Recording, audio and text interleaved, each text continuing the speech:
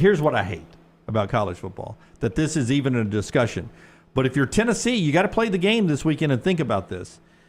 Nico is questionable. That's what the availability report says. If he's not 100%, do you sit him, don't play him, and then sort of trumpet the fact that, hey, we lost to Georgia without our starting quarterback, so the committee don't judge us as that being a full loss with our committee, right? I mean, I hate we have to play these games, but I think that's on the table if you're Josh Heupel in Tennessee. And unless, I mean, if Nico is, 80%, you believe that Nico can go out there and not make mistakes, make a play here or there. Dylan Sampson's good enough to carry the offense, and our defense is this good. Like, if you believe that your only shot at winning the game is with Nico, I mean, I see your strategy, and I think it would work more than likely unless you get completely walked off the field, because we did bring this up yesterday. Well, I could get walked off the field with Nico. You could. Absolutely, which is the worst case scenario. That is right? the worst case scenario. Right. Yeah. But I still think with 2 losses, if the committee is looking for a reason to leave Tennessee out, they're going to leave Tennessee out. But, I mean, I see the point. I don't know. It's a tough call. I don't think Tennessee wins with or without him. Yeah, so if you're playing the college football game, yeah, you sit him. He's injured, concussion. We're gonna protect the player here at Tennessee. We're gonna put players first. We're not gonna rush him back on the field. And then surely you can't criticize us, College Football Playoff Committee, for taking the player's best interest, his health, into consideration. I mean, you're rolling the dice there, though. Oh, a 2-loss Tennessee team. I mean, there's a chance this is an actual elimination game.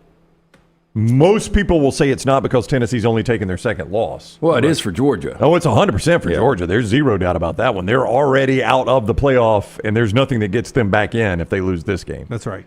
I mean, they're out in the standings right now. They don't get back in. Yeah, they have a nothing burger in Georgia Tech. That is it, yeah. So it is absolutely an elimination game, but there are those that believe it might be for Tennessee as well, just as a pure numbers game, because if Georgia wins this game, they're back in. Alabama is not likely to fall out. Ole Miss, having beaten Georgia recently, is not likely to fall out. Texas is still in there. That's 4.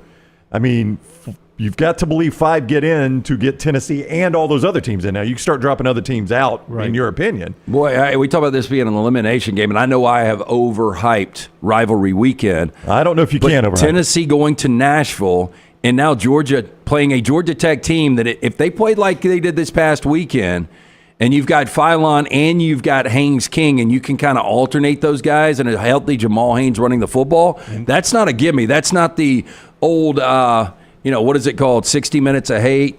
Yeah. That's not the clean old-fashioned hate. Yeah, clean old-fashioned hate. That's not a 21, 28-point game that you could book in the past. And Texas A&M. Oh, there's so many with playoff implications. By the way, what is A&M's record right now? They've got 1 loss. 7-2, right? 7-2. 2 in the nation. So if everybody keeps winning and A&M just wins that game, now you got 2-loss A&M, 2-loss Texas, 2-loss Alabama, 2-loss Ole Miss, 2-loss Georgia, 2-loss and a good chance Tennessee. 2-loss A&M is in Atlanta, where we've been told that if you take your 3rd loss, you can't be eliminated. Okay, so I've got the one that tells me where everybody goes. So we just want to make everybody win, and then Texas A&M beats Texas. Yeah, that's Texas A&M playing Alabama for if all the favorites just win the games they play. A&M beats Texas, A&M versus Bama for the SEC championship. Yep. And at that point, we're told neither one of them with their 3rd loss there is bounced, right? That's right.